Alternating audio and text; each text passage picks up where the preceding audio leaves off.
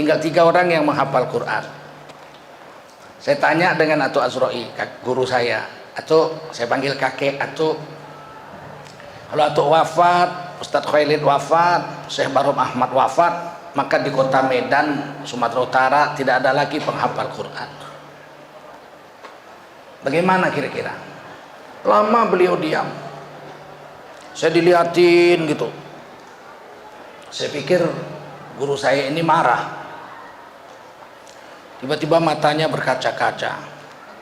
Kemudian berkata dia, kasihan kamu nak. Kalau kami bertiga wafat di Medan tidak ada lagi penghafal Quran, maka seluruh kota Medan ini dari mulai gubernurnya, wali kotanya sampai gembel-gembelnya dilaknat Allah Subhanahu wa taala. Assalamualaikum warahmatullahi wabarakatuh. Alhamdulillah wa syukurillah, saat ini saya telah berdiri di depan tahfiz Quran Asrama Putri Tengku Rafiuddin yang pembangunannya telah selesai tingkat 1 dan saat ini tingkat 2 telah selesai 70%. Bapak Ibu, saudara-saudari sekalian, kami masih terus mengharapkan bantuan daripada Bapak Ibu dan saudara sekalian untuk melaksanakan amanah Ustadz Tengku yang ingin membangun tahfiz Quran 10 di Sumatera, dan saat ini telah selesai 6 tahfiz Quran yang sudah kita bangun. Jadi untuk itu saudara-saudari sekalian, Bapak Ibu, kami terus mengharapkan bantuan untuk melaksanakan keinginan Ustadz Tengku untuk membangun tahfiz Quran 10 tempat. Dan juga uang itu juga akan digunakan untuk gaji guru, makan anak santri, kaum duafa, fakir miskin dan anak-anak yatim. Terus salurkan bantuan Anda, Bapak Ibu sekalian, kepada Bank Syariah Indonesia ke nomor rekening 76262627777. Sekecil apapun bantuan Bapak Ibu dan saudara sekalian akan sangat berarti bagi yayasan kami dan seluruh umat manusia yang memerlukannya. Sekian dan terima kasih. Assalamualaikum warahmatullahi wabarakatuh.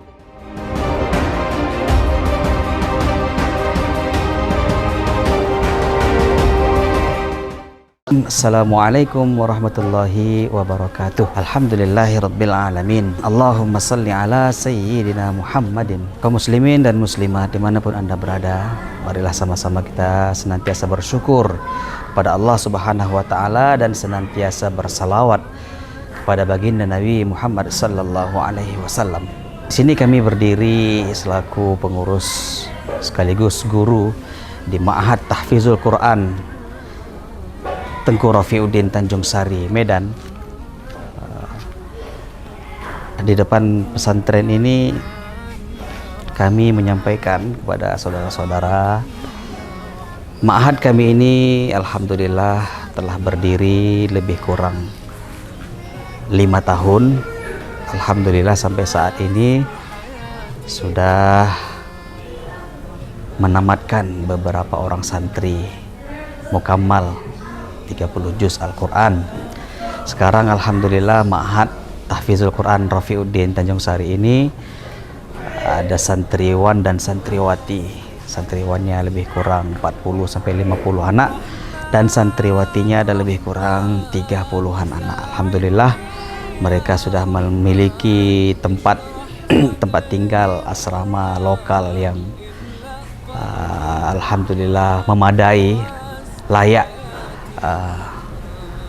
Dibanding sebelumnya, tahun-tahun sebelumnya mereka serba mujahadah, baik lokal belajar maupun asrama tempat tinggal serba mujahadah. Tapi alhamdulillah sekarang Allah Subhanahu wa taala telah berikan kemudahan-kemudahan. Kendaraan pun Allah Subhanahu wa taala cukupkan. Sekarang kaum muslimin dan muslimat, kami dari Ma'had ini mohon doa kepada saudara-saudara sekalian bagaimana supaya madrasah ini, Ma'had ini terus berjalan dan terus bisa menghasilkan para hafiz-hafiz Al-Quran, hafiz dan hafizah di seluruh penjuru Nusantara ini.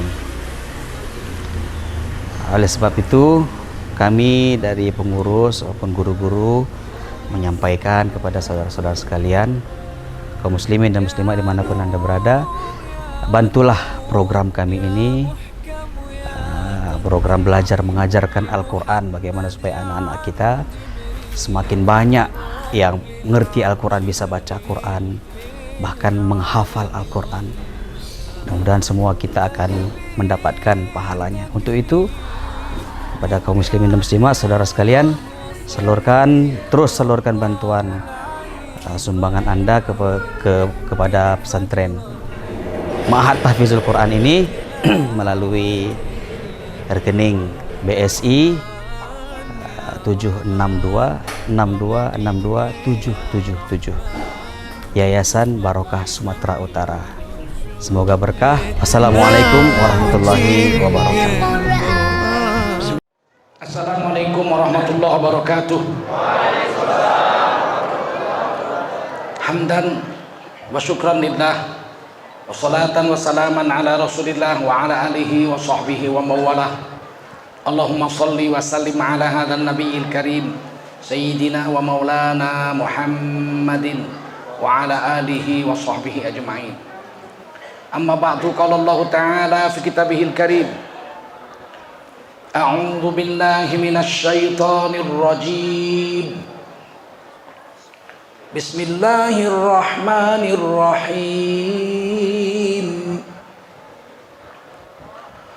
Qul innani hadani rabbi ila siratim mustaqim dinan qiyaman millata Ibrahim hanifa wa ma kana minal musyrikin. Qul inna salati wa nusuki wa mahyaya wa mamati lillahi rabbil alamin la syarika lahu wa bidzalika umirtu wa ana awwalul muslimin. Qala Rasulullah sallallahu alaihi wasallam, man kharaja fi talabil ilmi fahuwa fi sabilillahi hatta yarji. Baginda Rasul bersabda, siapa keluar untuk mendapatkan ilmu, orang itu adalah orang yang berjihad fi sabilillah sampai dia kembali ke tempatnya. Mudah-mudahan kita semua mendapatkan pahala jihad dari Allah Subhanahu wa taala. Amin. Shadaqallahul azim wa sadaqa rasuluhun nabiyul karim wa nahnu ala dzalika minasy syahidin wasyakirin walhamdulillahi rabbil alamin. Para ulama, tuan-tuan guru yang mulia, khususnya Bapak Ketua Majelis Ulama Kecamatan Deli Tua, Kabupaten Deli Serdang yang dimuliakan Allah SWT. Qori kita Ustadz Acong. Saya kalau Acong ini teringat dulu kiper PSMS. Bagaimanapun tembakan musuh tuh bola bisa lengket ditangkap. Sampai akhirnya berubah ucapan, kalau ada kiper bisa nangkap bola, maka dia bilang, waduh, Acong kipernya. Acong betul kipernya, maksudnya sakti betul lah, bagus betul. Saking bagusnya itu, setiap kiper yang bagus bisa nangkap bola, dibilang, wah, Acong. Hari ini Ustadz kami yang membaca Quran tadi adalah Ustadz Acong. Saya dengan Acong sesuku. Dari segi ibu saya orang Tionghoa, orang Cina. Bapak saya Tengku, tapi ibu saya orang Cina. Jadi saya dengan Acong ini bersaudara. Ada apa-apa jumpa saya, Ustaz Acong ya. Ada yang macam-macam kita sikat aja. Hidayah memang Allah yang Maha Kuasa memberi. Yahdi may yasha. Allah kuasa memberi hidayah pada siapa Allah mau. Ada orang yang 7 keturunan Islam tiba-tiba matinya murtad. Ada orang yang kafir beberapa detik lagi, beberapa menit lagi mau mati, tiba-tiba dia masuk Islam. Jadi ini semua Allah punya hidayah, aturan Allah. Para umara yang berhadir, Bapak Kepala Desa, ada dan Ramil, ada Kapolsek yang hadir di sini dan jajarannya, terima kasih. Kepala lingkungan dan seluruh umara yang berhadir yang dimuliakan Allah SWT. Bapak-bapak, ibu-ibu yang dimuliakan Allah SWT, khususnya anak-anak mudaku sekalian yang malam hari ini banyak hadir pada pengajian menyambut tahun baru Hijriah 1422 ini. Makin hari ngaji makin rame. Dulu kalau ada acara keyboard, ramenya bukan main. Sekarang keyboard sudah sunyi, ngaji udah rame. Ini satu perkembangan yang luar biasa. Alhamdulillah. Orang udah mulai senang ngaji, udah nggak suka dangdutan. Tapi di Sumatera alhamdulillah dangdutan, keyboard sudah makin surut, makin nggak ada penggemarnya. Ini membuktikan bahwa agama Islam sedang naik. Alhamdulillah. Kalau dibandingkan dengan zaman saya masih kecil, meskipun anak-anak banyak mengaji ke surau-surau, tapi penghafal Quran hampir tidak ada. Waktu saya kuliah, saya mengaji dengan Asy-Syaikh Al-Hafiz Azra'i Abdul Rauf. Sampai beliau wafat, saya berguru di situ. Waktu itu Qari Ahmad dari Petumbuhan di Serdang, penghafal Quran, wafat. Saya sedih sekali karena penghafal Quran tinggal 3 orang waktu itu. Guru saya Al-Hafiz Asy-Syaikh Azra'i Abdul Rauf. Guru saya satu lagi Syekh Walid Nolai, juara musabaqah tilawatil Quran tingkat Asia Afrika di Bandung tahun 1955. Juara 2, juara 1-nya Aziz Muslim. Kemudian yang ketiga adalah Syekh Bahrum Ahmad, Imam Besar Masjid Agung Medan. Tinggal 3 orang yang menghafal Quran. Saya tanya dengan Atuk Azra'i, guru saya, atau saya panggil kakek, atau kalau Atuk wafat, Ustadz Khalid wafat, Syekh Bahrum Ahmad wafat, maka di kota Medan, Sumatera Utara tidak ada lagi penghafal Quran. Bagaimana kira-kira? Lama beliau diam. Saya dilihatin gitu. Saya pikir guru saya ini marah. Tiba-tiba matanya berkaca-kaca. Kemudian berkata dia, kasihan kamu nak. Kalau kami bertiga wafat di Medan tidak ada lagi penghafal Quran, maka seluruh kota Medan ini dari mulai gubernurnya, wali kotanya sampai gembel-gembelnya dilaknat Allah Subhanahu wa taala. Karena wajib kifayah setiap negeri itu ada penghafal Quran. Saya susah tidur lah. Bagaimana ini? Kritis. Tidak ada penghafal Quran kecuali 3 ini. Maka kemudian saya musyawarah dengan almarhum Pak Hasan Basri, pimpinan Jemaah Tabligh di Sumatera Utara. Akhirnya kita putuskan untuk mencari bibit-bibit yang bisa dikirim menghafal Quran di Thailand. Thailand Selatan ada pesantren di provinsi Yala. Di sana nggak bayar, gratis. Cuman makan-makanlah kita perlu dikirim duit. Dari masjid ke masjid kita cari, dapatlah sekitar 20 orang anak. Kecilin dikit, nggak usah kuat-kuat. Dapat 20 orang anak, kami antar ke Thailand, belajar menghafal Quran tamat SD. Nggak berapa lama 2 pulang, nggak betah. Yang 18 ngaji terus di sana. Yang paling saya sedihkan itu 9 bulan kemudian 1 orang pulang dari Aceh Selatan sama bapaknya, jumpa saya di rumah saya di Medan. Dia bilang, Pak, saya dari Thailand Selatan yang bapak kirim dulu ke Yala. Sedih saya, aduh, 3 berarti gagal. Kamu nggak betah di sana nak? Saya bilang. Bapaknya ada. Oh tidak Pak Ustadz, saya sudah menghafal Quran 30 juz. Masya Allah, ini tamatan pertama. Berapa bulan nak? 9 bulan katanya. 9 bulan 30 juz beres. Dia pulang, dibikinkan bapaknya pesantren di Aceh Selatan. Inilah murid kami pertama yang berhasil menghafal Quran.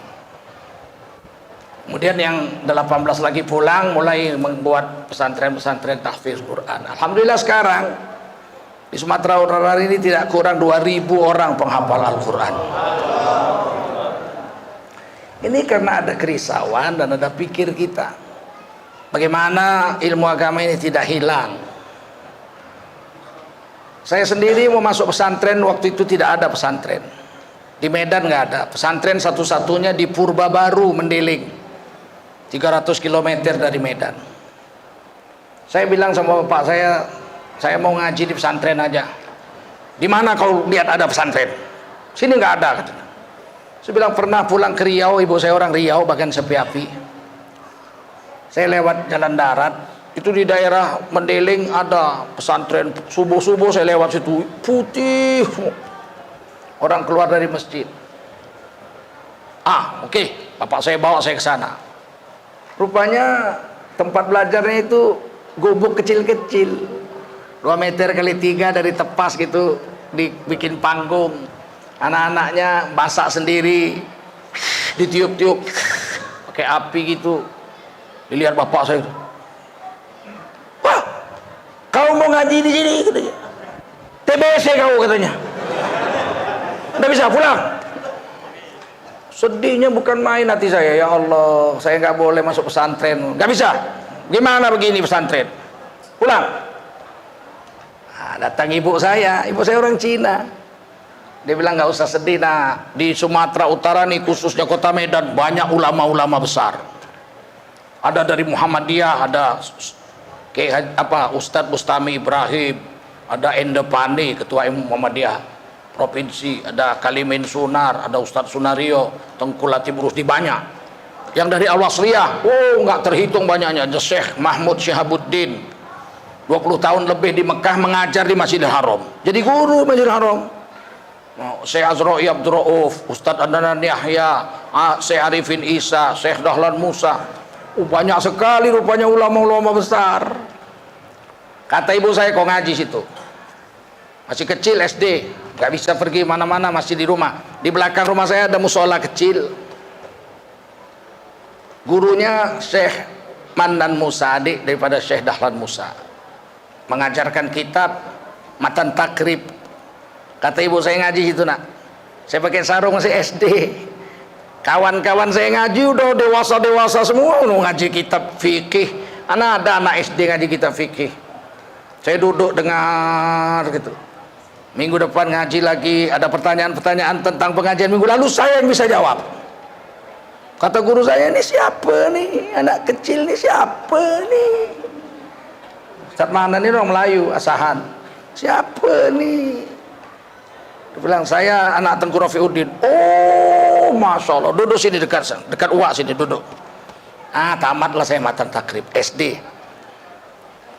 Kemudian dibawalah ke rumah abangnya sebelah rumah, Jalan Darussalam, Syekh Dahlan Musa, ngajilah di situ, melanjut. Baru langsung SMP saya udah dibelikan Honda sama ibu saya. Untuk apa? Untuk ngaji.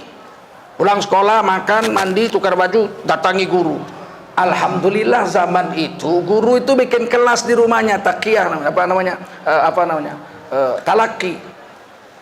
Jadi kita ngaji itu sampai tamat kitab. Langsunglah saya ke Tuan Mahmud Syihabuddin mengajarkan kitab Mahali. Ngaji situ. Ukurannya berapa lama ngajinya? Sampai tuan gurunya wafat, sistem talaki. Dapat ijazah, ada ijazahnya. Quran dapat ijazah dari Syekh Azra'i Abdul Rauf. Sanadnya tembus ke Rasulullah SAW. Fikih pun begitu, dari Syekh Zakaria Al-Ansori tembus ke Imam Syafi'i, tembus ke Rasulullah SAW. Alhamdulillah. Tapi setelah itu habis, tidak ada lagi. Saya sempat membuat talaki juga di rumah saya. Beberapa murid datang ngaji, ada yang baca Quran, setor hafalan, ada yang belajar fikih. Tapi kemudian tahun 98, 99 saya pindah Jakarta. Satu-satu abang-abang sepuruan saya yang buat kitab kuning di sini wafat. Abang sepuruan saya ya, Ustadz Hafiz Yazid, Ustadz Oka Mas'ud, itu orang-orang Al-Wasriyah, rata-rata sudah wafat. Terakhir guru saya yang paling muda, Syekh Jalaluddin Abdul Muthalib, Imam Besar Masjid Raya, mengajarkan tafsir Ibnu Katsir. Akhirnya wafat. Saya pindah Jakarta sekarang, kata Dr. Aslim Syotang, dari perbatasan Aceh sampai perbatasan Riau tidak ada lagi guru yang mengajarkan kitab kuning. Profesor Aslim tadi baru telepon sama saya siang tadi. Sedih kali hati saya. Maka kita harus mulai lagi. Kalau hafiz Quran sudah aman, fikih belum. Bagaimana di masjid ini diundang guru-guru kita yang bisa menamatkan kitab di sini. Kita fikih yang kecil aja, matan takrib misalnya tamat, syukur-syukur Kifayatul Akhir. Kalau Kifayatul Akhir 20 tahun belum tentu tamat. Orang saya ngajar Kifayatul Akhir udah 10 tahun, baru bab ibadah aja belum habis. Jadi memang kita harus sungguh-sungguh. Ada masjid begini cantik, pakai AC segala macam. Coba di sini ditanam guru 4 orang. Minggu sekali misalnya ngaji fikih, ada yang ngaji tauhid, ada yang ngaji tafsir, ada yang ngaji sejarah Rasul. Sehingga kita ini ada ilmu, ada kitab. Seperti sifat 20 itu. Kitab akidah, hampir nggak ada lagi orang membahasnya di masjid-masjid. Kalau ini namanya tabligh akbar, memang tidak bawa kitab, tapi yang rutin mana? Sehingga akhirnya tauhid orang rusak. Ada yang bilang Tuhan duduk di aras lah, tiap malam turun ke langit dunia sepertiga malam lah. Nanti kalau hari Arafah Tuhan turun ke padang Arafah lah, kan rusak-rusakan ini. Masa Tuhan bisa naik turun begitu? Tapi ada ayatnya Ar-Rahmanu 'alal arsy istawa. Iya, Allah istawa di atas arsy. Bukan berarti istawa itu duduk. Istawa bukan berarti bertempat tinggal di arsy. Kalau begitu macam mana masjid dibilang Ka'bah, dibilang Baitullah, rumah Allah? Apa Allah di situ? Tidur situ Allah? Jangan begitu. Kenapa masjid dibilang rumah Allah? Baitun min buyutillah, ini rumah Allah. Bukan karena Allah bertempat tinggal di sini. Maha suci Allah dari memerlukan tempat tinggal. Maha suci Allah dari ukuran-ukuran waktu dan tempat. Gak bisa waktu dan tempat mengukur Allah, mengurung Allah. Huwal az-zahiru wal batin, dia zahir, dia batin. Allah itu laisa kamitslihi syai'un, gak ada yang semisal dengan Allah. Nah, ini kan perlu dipelajari. Jangan sampai dibilang Tuhan duduk di aras, turun ke langit, turun ke Arafah kalau hari Arafah. Ini kan bahaya.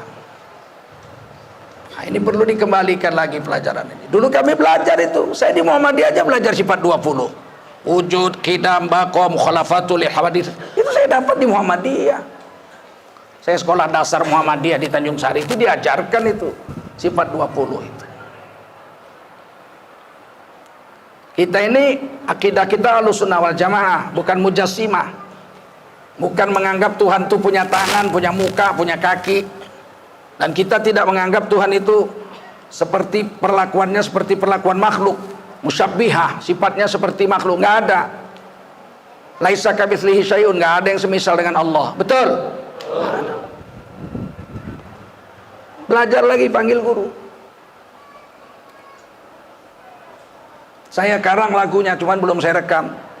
Allah itu ada tanpa tempat, tanpa waktu. Allah juga ada, tak serupa dengan makhluk. Jangan serupakan Allah dengan sesuatu. Jangan permisalkan Allah dengan sesuatu.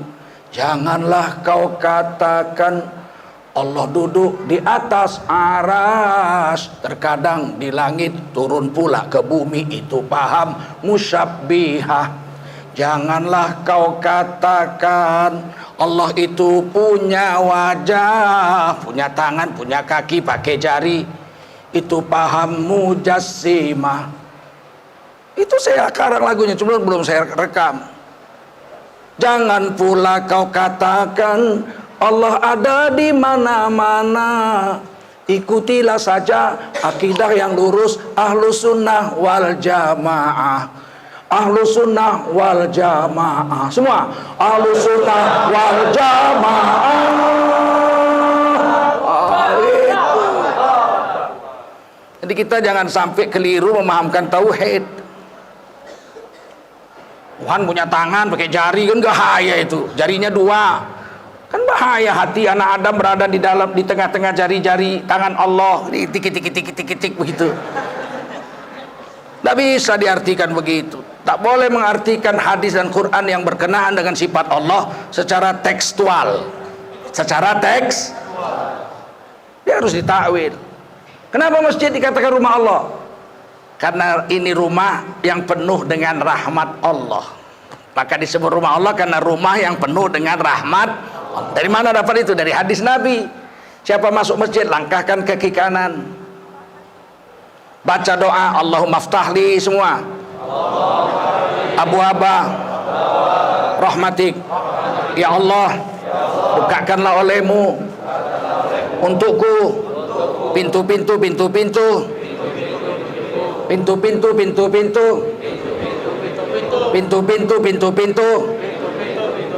rahmatmu. Masjid ini pintu rahmatnya aja banyak. Tentu rahmatnya lebih banyak. Kalau orang Jawa bilang begitu. Orang Jawa kalau bilang banyak, nggak banyak itu. Kalau orang Jawa tanya, banyak? Banyak. Itu baru banyak. Paham? Kalau orang Jawa tanya, istrimu cantik? Cantik, nggak cantik itu. Istrimu cantik?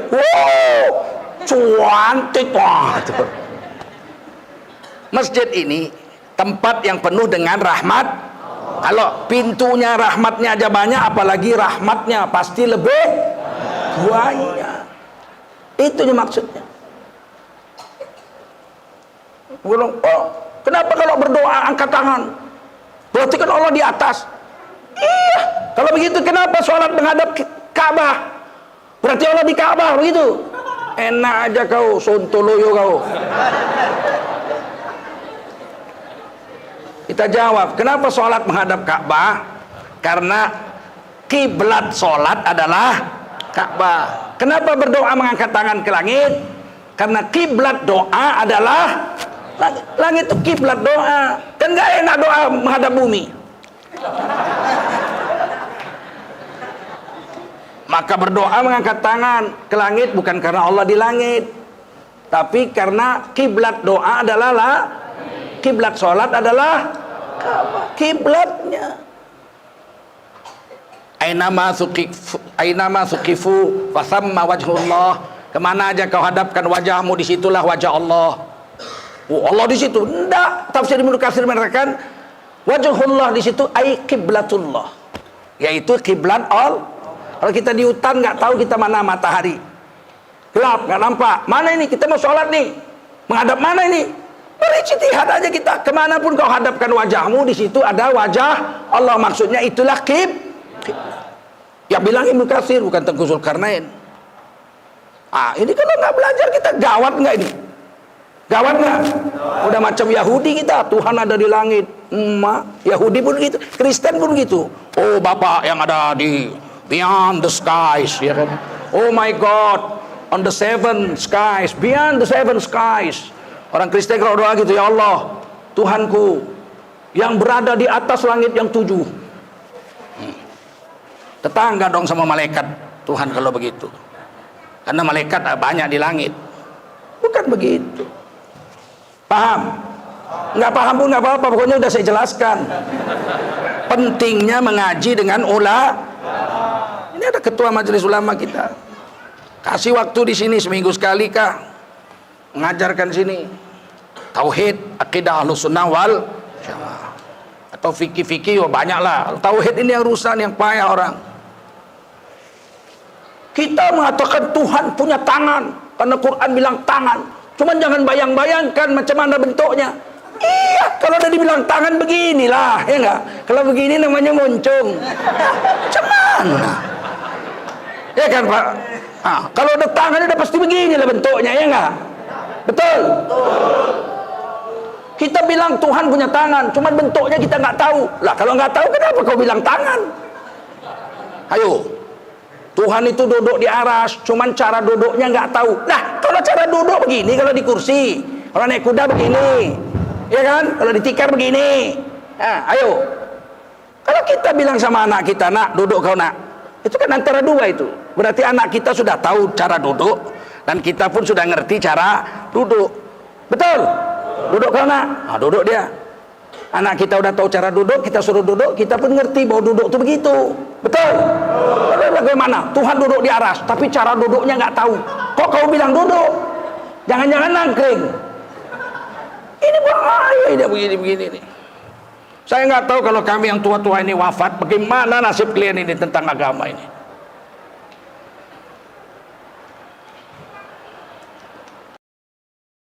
Ya Allah ya Basir, ya Sami'u ya Alim, ya Hayyu ya Qayyum bi rahmatika astaghith.